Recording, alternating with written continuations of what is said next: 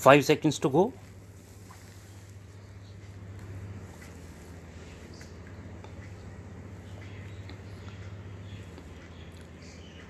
Start. I have no intention of giving a certificate about which my honorable friend Dr. Krishna Swami was talking some time ago, since anything like a certificate being given by any member of the business community is likely to be misunderstood.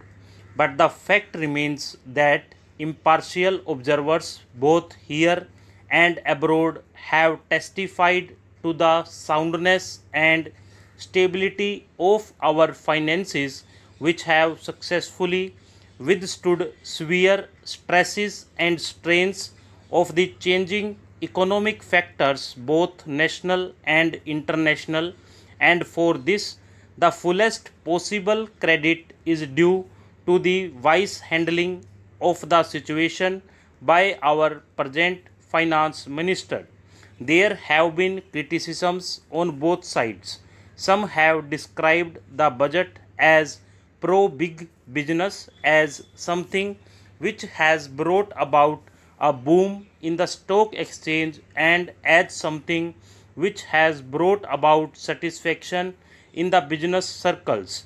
The fact is that if there has been any satisfaction, it has been due purely to negative features of the budget, and not because any positive relief in any direction has been given to business or industry. It is true that there were certain fears in the minds of the business community that, in view of the expanding and growing needs of the center, the finance minister might resort to certain further additional taxation, and since those fears were not realized, there has been some slight recovery in certain stock exchanges, but that does not in the least mean that whatever relief and legitimate relief was due to the business and industrial community has received any adequate response from the finance minister. We have got to face the fact that we are at present engaged in the process of development.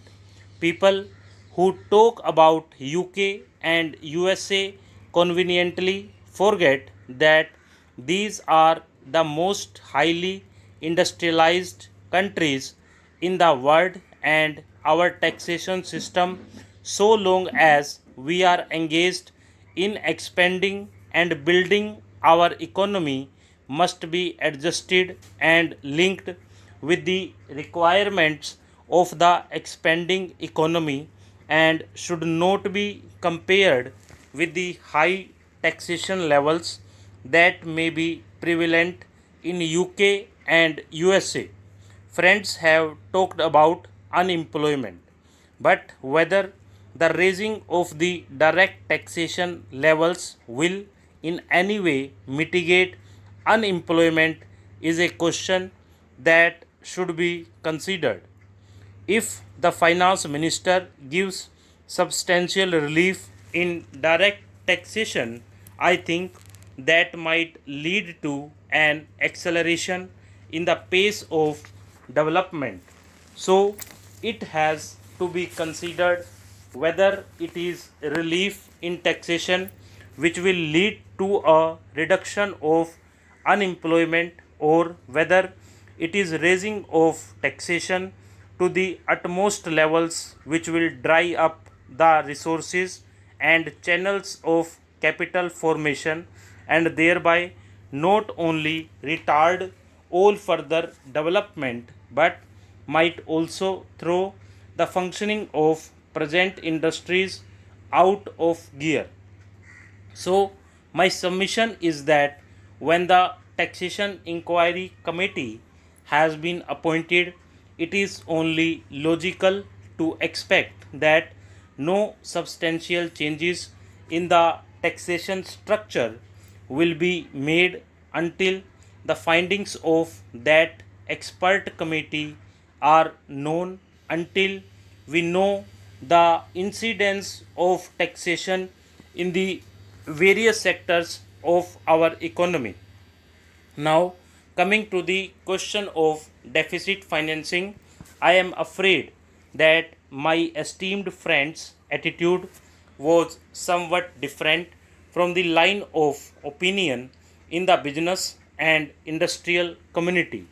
Note that we advocate deficit financing for bringing any artificial rise in prices, but the fact is that those who have criticized deficit financing have not suggested any other alternative or made any other constructive suggestion which will bring about necessary development plans. After all, the fact has got to be faced that whatever program we have set out in the national plan should go on unimpeded by any financial considerations.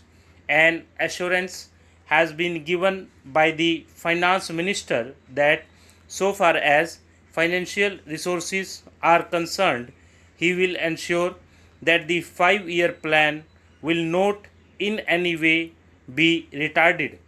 In this connection, I can only say that deficit financing is one thing so far as the revenue budget is concerned, so far as normal expenses and expenditure are concerned. Certainly, nobody would advocate deficit financing, which might be very undesirable.